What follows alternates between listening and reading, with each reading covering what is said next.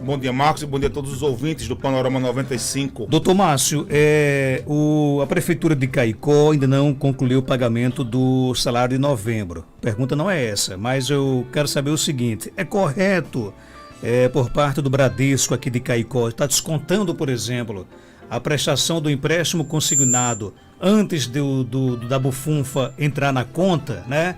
E quem é que tem de quem é a responsabilidade de pagar os juros, né? Porque quando não tem dinheiro, a parcela entra, né?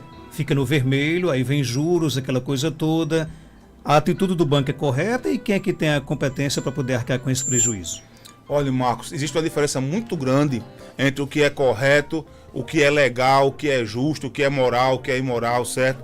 O contrato que o servidor assina quando ele solicita o empréstimo consignado, ele prevê, inclusive, que o banco pode realmente cobrar juros no atraso do pagamento consignado, prevê, inclusive, que o banco, isso é para todos os bancos, certo? Para qualquer banco. Ele prevê que o banco pode efetuar o débito em conta caso não haja o depósito do pagamento daquele servidor, certo? Ou seja, o contrato do banco, ele é um contrato feito pelo banco, ele não é feito pelo consumidor e nem é feito em conjunto entre o banco e o consumidor. É um contrato de adesão, onde o consumidor ele adere a tudo que está ali escrito e não tem o direito de opção. Ou ele adere ou ele não recebe o dinheiro que ele precisa. E a gente sabe que as pessoas, eu acho que com raras exceções, quando procuram um empréstimo, procuram por uma situação de risco.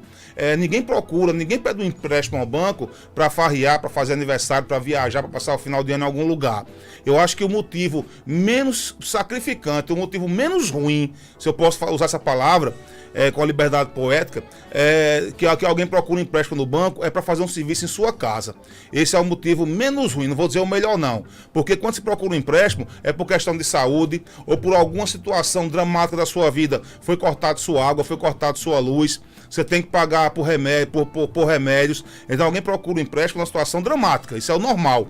Então quando você procura, você está sujeito a condições que você não participa da elaboração dessas condições. Então seja qual for o banco, quando você assina aquele contrato de empréstimo, você está assinando ali 10, 20, 30, 40, 50 cláusulas pró-banco. Para o banco, são em favor do banco. Então, nesse consignado, que você lembre que nesse caso da pergunta, inclusive houve uma quebra do convênio entre o banco e o órgão público, que é a Prefeitura Municipal, já autorizando de plano apenas a modalidade débito automático na conta dos consumidores e dos servidores, já sendo uma situação já prevista em contrato, então já nem se fala mais em contrato consignado, que o consignado é aquele que você é debitado antes de você receber o pagamento, e o outro tipo de contrato, o CDC normal, é aquele que você recebe o pagamento e o banco cobra na sua conta, ou você paga por outros meios, pode pagar por boleto, etc. Isso dependendo do contrato que você assinou. Então, nesse contrato está previsto, Marcos, que se naquele dia exato não houver o dinheiro, já existe a incidência de multa e de juros, não são só juros não, certo? Ou seja, não é culpa do consumidor, que esse consumidor também é servidor público, não é culpa dele o não pagamento pontual, mas o banco não quer saber disso, então não interessa ao banco de quem é a culpa, interessa que há incidência de juros e multa quando o pagamento é feito com atraso, independente de quem seja o responsável. Quem é o responsável? É o poder público. O poder público que não fez o pagamento em dia já gerou ali um prejuízo, um ônus ao consumidor de no mínimo 2%, que é o valor da multa. E fora isso vão correr os juros que são pro rata dia, certo? Quem pode ser responsabilizado? O ente público, a quem o consumidor pode recorrer, a quem o servidor pode recorrer necessariamente ao poder judiciário. Nesse caso aí seria, em tese, o juizado especial da Fazenda Pública, porque o consumidor só pode brigar, nesse caso, a briga que ele pode pegar é com o poder público, nesse caso a prefeitura. E o PROCON não pode intervir nessa relação a direito administrativo entre o servidor e o ente público, porque não existe aí uma relação de consumo. Então, quem se sentir prejudicado pode sim procurar o Poder Judiciário e entrar com ação onde ele pode cobrar perdas e danos materiais e danos morais contra a prefeitura, que foi a causadora do atraso, que foi a causadora da incidência de juros moratórios e também da multa de mora, certo? A diferença está aí, Marcos. Eu acho que quando você assiste a televisão e você vai ver propagandas de vários bancos, as propagandas dos bancos são muito bonitas. A propaganda do banco, ela fala que aquele banco é para você, aquele banco é seu, tudo é fácil de resolver, tudo é muito consensual e muito tranquilo. Então, por que o banco não oferece ao seu consumidor, uma forma de equacionar essa dívida? Nesse caso dos juros e a mora. Ele sabe que a culpa não é daquele servidor, ele sabe que a culpa não é do seu consumidor, é de um terceiro. Então, já houve aqui no passado, Marcos, em casos de atraso, onde os consumidores conseguiram, até com a atuação também do PROCON, a isenção de juros e multa, certo? Mas isso acontece se o banco quiser. Por isso que eu digo que está muito distante o que é correto do que é legal, porque a cobrança desses juros, da cobrança dessa multa é totalmente legal, está previsto no contrato, mas é correto, é moral, se o banco na televisão apresenta um banco que é seu, você é dono do banco, tudo você resolve fácil, mas na vida real é tiro, porrada e bomba, como diz a música. Você arca com aqueles ônus que você não causou, o prejuízo não é culpa sua, mas tudo vai quebrar nas costas do consumidor. Então a resposta à pergunta é sim, o banco ele pode cobrar todos esses valores que ele está cobrando, isso está previsto em contrato. É correto, é justo? Não é correto, não é justo. Você está pagando por uma responsabilidade que não é sua, uma falha que você não deu causa. Porque o certo, quando o contrato segue normalmente até o fim, é que o consumidor ele não tenha nem a opção de não pagar, porque ele já recebe o seu salário descontado daquele valor. Ele não tem nem a opção, Marcos, de atrasar. Então quem atrasa é o órgão pagador, é o ente pagador. Mas seria tudo uma questão de conversa. Seria muito bom, seria excelente que o banco recebesse ali cada consumidor, cada servidor público, aqui no caso do município de Caicó, e negociasse essa dívida. Não estou falando aqui das parcelas normais do contrato, mas pelo menos dos juros. Porque eu sei que muita gente aqui em Caicó hoje, Marcos, vive ali na ponta do lápis. Qualquer real que sair ali a título de juros e multa, 1, 10, 15, 20, atrapalha no café da manhã, atrapalha no pagamento do aluguel, faz falta em partes importantes, porque a maioria vive hoje sem reserva. Não existe aquela possibilidade de sobrar R$100 no fim do mês. Não sobra, Marcos, R$50 no fim do mês. É tudo em cima. E esse juro e multa vai tirar do café da manhã, vai tirar de algum material escolar para uma criança, vai tirar de um medicamento que às vezes é necessário, certo? Então seria muito bom a conversa entre as duas partes, nesse caso o banco e o consumidor, que também é servidor público. Mas no fim, fique bem claro, quem pode ser responsabilizado é o órgão pagador, que está atrasando, e o salário não pode atrasar de forma nenhuma. Inclusive a lei prevê que no caso desse pagamento com atraso, o consumidor também receba os juros e a multa do ente pagador, já que houve o atraso, certo? E no fim a discussão pode ser judicial, não cabe essa discussão via PROCON, certo? Teria que ser em tese o juizado especial da Fazenda Pública. Doutor Márcio, o ouvinte pergunta aqui: a Caerne cortou a minha água, já fiz todos os pagamentos pendentes, mas a mesma só faz o religamento se aumentar a caixa do relógio em 50 centímetros. Está correto? Marcos, olha, essa questão de altura de caixa de relógio, da externalização do hidrômetro, quando as casas que tem aquele dentro da casa e fora da casa, e são previstos em normas da ANA, certo? Então, e resoluções também da Caerne. Então, a altura, o tamanho, o local da casa onde ele deve ser instalado, isso tanto serve para o medidor de água, como para o hidrômetro, como para o medidor de energia, certo? As normas têm que ser cumpridas. É uma pena que eles estejam exigindo isso do consumidor agora. Porque se havia contas em atraso, esse consumidor ele teve que se virar para pagar.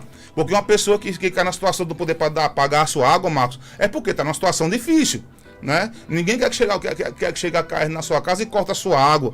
Deixando bem claro aqui, o PROCON é contra o corte. Eu, particularmente, entendo que é uma medida medieval que eu considero juridicamente inaceitável, já que se trata de um serviço essencial. O que você acha que poderia ser feito, então? Negociar. Nesse caso, o primeiro ponto é o consumidor saber por que essa obrigação. Você disse que é contra o corte. Eu sou contra o corte. O que você acha que poderia ser feito, então, ao invés do corte? Marcos, a cobrança. Tem tantas formas de cobrar. O consumidor ele pode ter seu nome negativado em SPC e Serasa. O consumidor ele pode ter título protestado em cartório. O consumidor pode ser alvo de uma ação de cobrança ou de uma ação de execução judicial. Agora, por que se opta pelo corte? Porque todas essas medidas despendem um servidor, despendem um advogado, que a empresa tem advogado para entrar com a ação judicial, e o corte é muito mais fácil. Esse corte, inclusive, Marcos, ele vai ser depois cobrado do consumidor. Vai ser cobrado o corte, vão tentar cobrar o religamento, certo? Ou seja, tudo isso dá lucro à empresa, no fim das contas. Mas eu sonho com um mundo, um futuro que não seja tão distante, onde seja proibido, seja ilegal e criminoso o corte da água e o corte da energia. Porque você veja, Marcos, olha, Márcio Leonardo, moro só, se alguém cortar minha água, eu me viro, não me faz falta nenhuma, eu tenho 1000 jeitos de me virar. Mas você já imaginou cortar a água da casa de alguém que tem um recém-nascido, ou uma pessoa idosa? Isso vale para água ou para energia. Causa um prejuízo, Marcos, extraordinário. Já existem leis municipais que proíbem o corte em fim de semana e feriados. Exato. Existe legislação que permite, que proíbe na véspera do fim de semana e dos feriados prolongados. Por quê? Ainda que o consumidor vai e pague imediatamente, ele pode ficar ali sujeito a vários dias sem fornecimento daquele serviço. Mas eu espero por uma lei que proíba o corte, né? Proíba o corte. É muito fácil para as empresas divulgarem, não, o consumidor só paga quando é cortado. Só paga quando é cortado. A pessoa fica desesperada. Não é porque ele não queria pagar antes, não. É porque ele estava numa situação de impossibilidade de pagamento e ele vai se desesperar. É o consumidor, Marcos, que procura, por exemplo, os piores tipos de empréstimo que existem na nossa cidade. É gente que vai pegar ali, às vezes, R$500 emprestado para pagar 600 em um ano. Às vezes mais do que isso. Então você bota o consumidor na parede ali, trata ele de uma forma desumana, porque se cortasse a minha água hoje, eu passo um ano sem água e vivo muito bem. Eu me viro. Agora, quem tem uma criança, quem tem um recém-nascido, quem tem uma pessoa idosa, não vive muito bem. Então, essa pessoa vai procurar dinheiro emprestado num vizinho, com um parente, ou num banco, numa financeira, vai se prejudicar mais ainda para fazer o religamento. Então, para responder a pergunta, Marcos, a primeira coisa que o ouvinte deve fazer é ter informação precisa de por que ele é obrigado. Onde é que está a lei que me obriga a aumentar aqui meio metro a altura do hidrômetro? Por que eu sou obrigado a isso?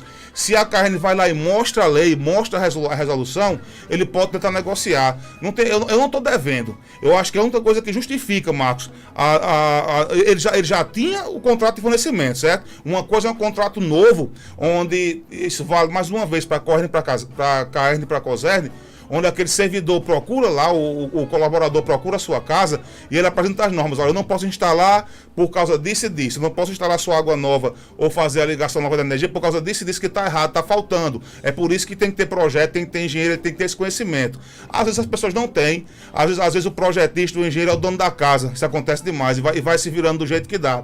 Então, na ligação nova é uma coisa, mas quando já existiu o contrato de andamento, eu entendo que vai ser ilegal o não restabelecimento do serviço por causa dessa norma técnica, já que aquele consumidor não deve mais dinheiro. Então, ele negocia com a empresa, se ele não conseguir uma solução pacífica, pode procurar o PROCON. Doutor Márcio, no fim de semana, quem abasteceu, por exemplo, em Jardim do Seridó, abasteceu com a gasolina a mais de R$ 4,96. Aí aqui em Caicó estava de R$ 4,56. Por que é que existe essa diferença tão grande de preços da gasolina entre cidades? E como é que o consumidor ele pode, por exemplo, se proteger dessa situação?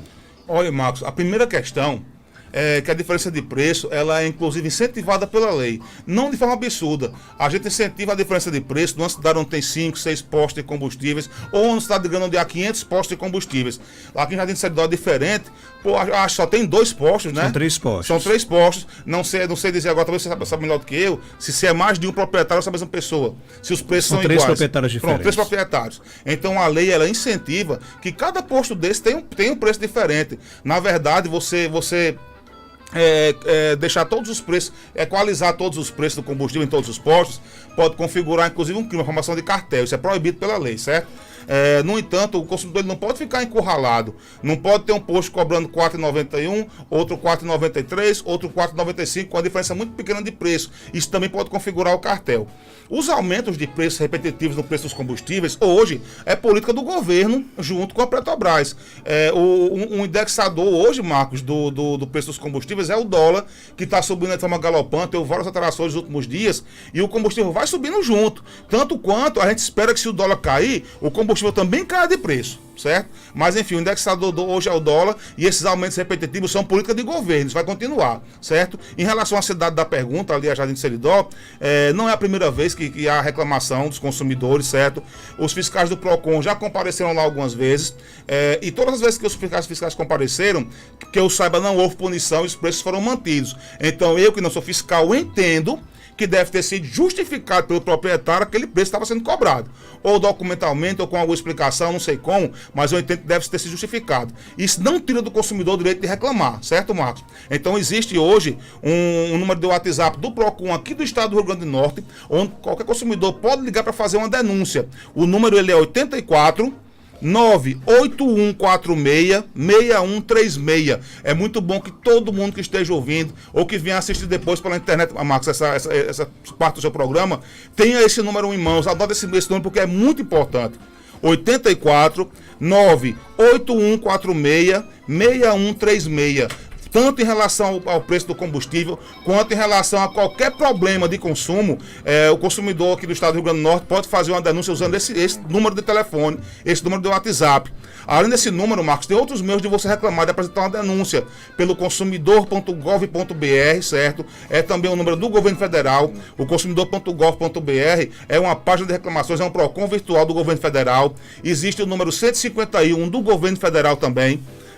Existe outros meios de acesso virtuais, ao PROCON aqui do estado do Rio Grande do Norte também. Existe uma página do Facebook, existe, eu acho que até Instagram também, certo? Existe o Reclame Aqui. Então são várias maneiras que os consumidores podem reclamar sem ter que se dirigir de Jardim do Seridó até o PROCON aqui em Caicó, sem ter que chegar cedo, sem ter que pegar a fila, sem ter que passar o dia aqui com a gente esperando. Então faça a reclamação. Porque é o único jeito, é a luta pelo direito, é o único jeito que você tem de melhorar a situação que você acha que é irregular, que você acha que está incorreto. Então ligue para o WhatsApp, fale com o PROCON pelo WhatsApp, fale com o governo federal pelo Reclame Aqui, ligue para o 51, abra um processo, faça a reclamação. Se o proprietário conseguir provar documentalmente e justificar aquele preço, você vai segurar aquele preço. Mas se for apontado alguma irregularidade, ele vai ter que baixar, vai ser punido. Você falando nessa questão aqui da gasolina, né? Eu estou aqui no aplicativo Nota Potiguar, né? E com relação aqui a Caicó, como é que estão? Eu vou pegar aqui só o preço da gasolina comum, né? Você sabe que o Nota Potiguar, quando o cliente abastece e aquele posto emite nota, automaticamente o preço vai para o aplicativo, você faz uma pesquisa realmente de como é que está a gasolina, né? Aqui em Caicó, por exemplo, no posto do Moinho, a comum, ela está R$ 4,49, né? Aí você vai para o posto Boa Passagem, está de R$ 4,54, aqui em Caicó, R$ 4,54. Aí você vai para o posto Caicó, está de R$ 4,54 também, né? Aí você vai para o F. Ramos Alves, está de R$ 4,56, né? Você vai para... Aí você diz, não, eu vou ver ali em outro posto, aí está no Albuquerque, está de R$ 4,56, a comum, né? Aí você vai para o FR Alves, está de R$ 4,58. Aí você vai para o Boa Vista, está de R$ 4,62. Aí você vai, pronto, acabou aqui porque foram os únicos postos aqui comum fornecidos pelo programa. Há diferença aí de 2 centavos, né? De um para outro. Isso é bom ou isso é ruim para o consumidor? Não é bom para o consumidor. Ele tem que procurar saber o preço melhor, Marcos. As promoções que aparecem, certo? Ele tá um preço muito aproximado. Mas você não fica, por exemplo, sem opção de escolha? Poxa, eu poderia muito bem procurar um posto quando tivesse mais barato, uma diferença de 2 centavos, né? De 3, 5 centavos. Olha, o que a gente percebe aqui em Caicó, esse é o preço, Marcos, de hoje você está dando. Mas eventualmente você transitando pela cidade, você descobre aí, você vê as placas nos postos, apresentando preços mais baratos. Isso é muito bom, é muito conveniente. São poucos postos, você vê que aí em poucos segundos você deu o preço de todos os postos que a gente tem em Caicó. É diferente, por exemplo, se fosse esse mesmo preço, numa cidade onde há mais de 100 postos. Uma grande cidade. Então fica mais difícil de configurar, Marcos, a formação de cartel, certo? A gente tem que acreditar que esse é o posto deles, eles compram do mesmo fornecedor quase sempre, certo? Aí o que é que faz diferenciar, Marcos? Na verdade, o preço de um posto para o outro, levando em consideração que aquela cidade inteira compra o combustível ao mesmo valor, a quantidade de funcionários, às vezes a quantidade de combustível que um posto compra, quando é um posto muito grande, tem muitos tanques, ele pode conseguir um preço melhor, até em relação ao frete do produto, certo? Ou seja, tudo o correto é que tudo que o proprietário consiga de desconto seja repassado para o consumidor, tanto quanto é repassado quando tem um aumento, certo? A gente espera que todo o desconto, se um posto gasta 50 mil reais por mês para existir e outro gasta 30 mil, o normal é que aquele posto menor ofereça um preço melhor. Se outro gasta muito mais, ele tem que oferecer vai ter que cobrar um pouco mais caro, senão ele não existe, certo? E outra coisa importante, Marcos, quando eu falo aqui que esse aumento de preço desenfreado que a gente suporta hoje do combustível, ele é resultado de uma política de governo, isso não dá direito ao proprietário de botar o preço que ele quiser. Foi Foi como, por exemplo, na época daquela outra greve de caminhoneiros, houve postos aí que colocaram combustível a R$ 9, R$ 10. E PROCONs aí do país fecharam postos. No nosso estado do Rio Grande do Norte, eu não tenho notícia disso, mas Pernambuco teve posto fechado, Ceará teve posto fechado mesmo ali. Você não pode abrir aquele posto, você não pode funcionar sob pena de prática de uma infração muito grave administrativa. Então, eu mantenho aquilo que eu falei agora há pouco. Se você é consumidor de Caicó e acha que está havendo uma formação de cartel, acha que o preço está igual, que está errado, liga para o telefone do PROCON do estado, ou então liga para o governo federal, denuncie no consumidor.gov. Se você mora em Jardim do Seridó e acha que o preço está errado, está caro demais, tem que fazer a denúncia. Olha, sem a denúncia não vai mudar. Se você não reclamar, o que o poder público vai entender, o que o PROCON vai entender, é que está tudo bem para você. Se você não reclama, está tudo bem para você. Então você apresenta a sua reclamação, apresenta a sua denúncia, chateie. Você chateie, insista, até o preço baixar. É o jeito. Se você acha que é pouco, reclamar pelo telefone, vou repetir o telefone, o WhatsApp do PROCON. 84 9 81 46 61 36. 849-8146-6136. Se você acha que é pouco, reclamar pelo WhatsApp, reclamar pelo 150 do governo federal, reclamar pelo consumidor.gov, procure o PROCON aqui e abre um processo. A questão é, se você não reclamar, se ninguém reclama em Caicó, se ninguém reclama em Parelhas, se ninguém reclama em Jardim do Seridó, em todas as cidades aqui, o que se vai acreditar é que tudo bem, você está achando muito bom aquele preço. Como estão divulgando aí fake news na internet, de gente dizendo eu trabalho, eu pago R$5 na gasolina, pago 50 no quilo de carne, que é outro absurdo, eu trabalho para isso. E são fake news, divulgadas aí pela indústria do fake news que está reinando hoje no país. Então, quebre o fake news, faça a denúncia, mostre sua indignação, que é o único jeito de melhorar a nossa situação. Para fechar, tem uma pergunta aqui da nossa querida colega de trabalho, Suênia Silva, SS, né? Suênia, seja bem-vinda aqui ao nosso Panorama 95, bom dia. Bom dia, Marcos, bom dia, doutor Márcio. O que você quer perguntar, doutor Márcio Leonardo? Na verdade, são duas perguntas. Só são duas, né? Só são duas, para fechar, né? Para fechar o balanço mesmo. Sábado passado eu estive numa loja, eu fui fazer uma compra no cartão, para o vencimento. E a moça falou que não tinha desconto. Quer dizer, é preço de etiqueta, você só tem desconto se você tiver com dinheiro em mãos. Eu quero saber se isso é certo. Deixa eu responder essa primeiro. Responde essa primeiro, depois passo para a segunda. Okay. Essa política de descontos, Suênia, ela é viabilizada ao lojista oferecer ou não algum percentual de desconto, certo? Até um tempo atrás, até 2 anos e 3 meses atrás, era proibido qualquer forma de diferença de preço, o pagamento à vista. O pagamento à vista é aquele que você faz em dinheiro vivo, em cash, é aquele que você faz com cartão de débito, pagando na hora, é aquele que você faz com cartão de crédito para o vencimento, era aquele que você fazia com cartão de crédito parcelado. Tudo isso é pagamento à vista. E era proibido qualquer diferença de preço. Se por acaso o lojista lhe oferecesse 10% de desconto no valor da etiqueta para o pagamento em dinheiro, ele obrigatoriamente tinha que segurar esse desconto para o pagamento parcelado do cartão de crédito, sob pena de cometer um crime contra o consumidor. Certo? Isso era proibido. Isso foi uma construção de 25 anos do direito do consumidor, que depois vai ser reconhecido por um acórdão do STJ. O presidente Michel Temer, que Deus o tenha, destruiu essa construção com uma canetada só. Ou seja, ele permitiu a alteração de preço para o pagamento à vista. Então, hoje, pode haver um preço para o pagamento do cartão de crédito parcelado, pode haver um preço para o pagamento do cartão de crédito para o vencimento, pode haver um preço para o pagamento no cartão de débito e pode haver um preço para o pagamento em dinheiro. A lei é muito simplória, só fala que pode haver diferença de preço. O que é que os PROCONs do Brasil e outros órgãos de proteção do consumidor estabeleceram em anunciados? Que essa diferença tem que ter sempre promocional.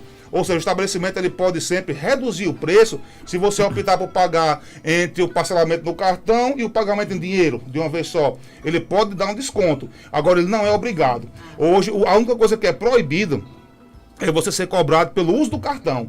Se você chega numa loja e tem uma roupa na etiqueta custando R$100, aí tem lá, parcelamos em 6 vezes sem juros. E quando você solicita o parcelamento, você descobre que vai pagar 110. ou 115, ou 120, ou 105, essa conduta é abusiva. Esse valor que você está pagando a mais justifica um aumento de preço sem justa causa, é uma prática abusiva e pode configurar um crime previsto no artigo 66 do Código do Consumidor, que com a previsão, inclusive, de pena privativa de liberdade de 3 meses a 1 ano e multa, certo? Se houver um aumento, se você for cobrada pelo uso do cartão. Mas a lei permite que haja diferença promocional, mas não é obrigado. O lojista, ele pode oferecer o mesmo preço, por exemplo, a roupa custa 100. Então ele pode vender em 10 vezes de R$10 e pode vender com a nota de 100, sem lhe dar um centavo de desconto, certo? Se você não gostar, você pode sair e procurar outra loja, mas não é um crime. Não é um crime não é uma conduta abusiva, não é crime contra o consumidor. O que não pode acontecer hoje, que é estritamente proibido, é você ser cobrado pelo uso do cartão. Bacana. Tem mais alguma pergunta? Você quer terminar o programa também? Quer ficar entrevistando o Dr. Belis mais tarde? Não, vou trazer o cafezinho dele já. Outra coisa, em relação a essa história de nota potiguar, né?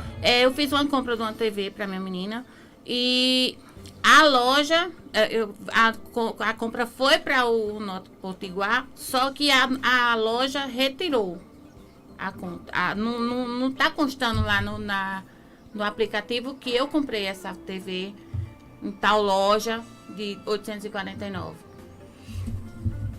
É uma questão bem mais complexa essa, Suênia. Uma questão tributária, que a gente, por exemplo, a não ser que você tivesse a prova de que foi a loja. Pode ser um defeito no aplicativo, pode ser um problema no aplicativo, pode ser que ele tenha que ser reiniciado ou até reinstalado no seu celular. Porque eu sei que você, quando coloca ali o CPF na nota, ele vai automático e acabou a conversa. Eu desconheci, inclusive, a possibilidade de você retirar a nota, né? Porque ele vai lá, não deve sair. Então eu sei que existe ali no próprio aplicativo uma espécie de fale conosco, onde você pode tirar dúvidas para saber o que aconteceu. Já que você tem a nota fiscal nas suas mãos também, você pode entrar em contato com o governo do estado do Rio Grande do Norte, você vai identificar o número da nota e o número de série da nota, a data da emissão, e você vai deixar bem claro que solicitou o CPF na nota, deve estar constando lá, você deve conferir se está correto o CPF, certo? Está correto. Então, pronto, saber o que aconteceu. Porque, me diga uma coisa, você chegou a confirmar que a nota foi registrada e depois saiu, ou você não viu se ela entrou no sistema? Não, eu vi, não vi na nota, mas eu vi que tinha dizendo que tinha sido cancelada pela loja. Pela loja? Eu fui lá na loja e mostrei lá pro menino e ele falou assim: não, isso nunca aconteceu comigo. Ele foi lá também, que ele tem um aplicativo, ele foi lá e viu que na mesma loja que ele trabalha tem umas compras que ele fez que foi cancelado. Olha, isso é muito grave, porque isso pode configurar, inclusive, um crime fiscal, sonegação fiscal. Porque, olha, se a loja lhe vende um produto e depois diz que não vendeu aquele produto, isso pode ser uma atitude tendenciosa a não recolher tributos. Certo? Isso é uma questão que ela sai um pouco da seara do direito do consumidor e pode cair na seara administrativa e até na seara criminal. Certo? Lembrando que esses impostos são dinheiro público, ninguém pode usurpar. Como infelizmente acontece todo dia, acho que todo segundo no nosso país, isso tem que ter um basta no momento. Então, seu próximo passo, agora sim, com certeza, é entrar em contato com o governo do estado pelo aplicativo de Nota Potiguar, denunciar o que aconteceu, identificar bem direitinho uma loja onde teve esse problema, certo? E saber se pode ser que exista, eu não sou dono da razão, pode ser que exista uma explicação legal para isso, de defeito, algum problema de sistema, mas tem que ser explicado, saber o que houve de errado. Mas do jeito que você põe aqui essa denúncia, me parece muito mais um crime de sonegação fiscal. Porque eles vendem, depois dizem que não. Isso acontecia muito, Marcos, no Mercado Livre. Você fazia uma compra direto com o vendedor e depois você dizia que não deu certo comprar, que era para ele não pagar as taxas do Mercado Livre. Certo? Ou seja, uma corrupção, uma irregularidade. Pode ser isso que está acontecendo nessa loja. Então, faça assim, não deixe de fazer. Você não tem direito de reclamar, você tem a obrigação de fazer essa denúncia e entrar em contato com o site Nota Potiguar pelo aplicativo e saber o que aconteceu. Porque isso pode sim, é esse dinheiro que deve calçar a sua rua, é esse direito que deve tapar os buracos por aí, é esse direito que deve trazer o médico para o posto de saúde, esse dinheiro. Então a gente tem que reclamar, não deixe de reclamar de forma nenhuma. O senhor está aqui no programa há quantos anos, doutor Márcio Leonardo? Como, Marcos? O senhor está aqui no programa há quantos anos já? Sim. Rapaz, daqui a 3 meses completa 5 anos. Quantas vezes Suene lhe trouxe um cafezinho aqui? Mas eu quero fazer uma defesa. Ela nunca trouxe, mas eu perdi as contas de quantas vezes ela ofereceu. Pois é. Na hora da saída. A nossa próxima pauta é doutor Belísio. Você fique para você observar o tratamento que ela vai dar aí. Eu já percebi. Antes de eu sair. Um abraço, obrigado pela sua participação. Viu? Até terça. Recado do coração, beijos para a namorada que está nos ouvindo em Poeira, para minha mãe que está nos ouvindo ali na Boa Passagem. Obrigado pelas perguntas e até a próxima terça-feira. Volto já após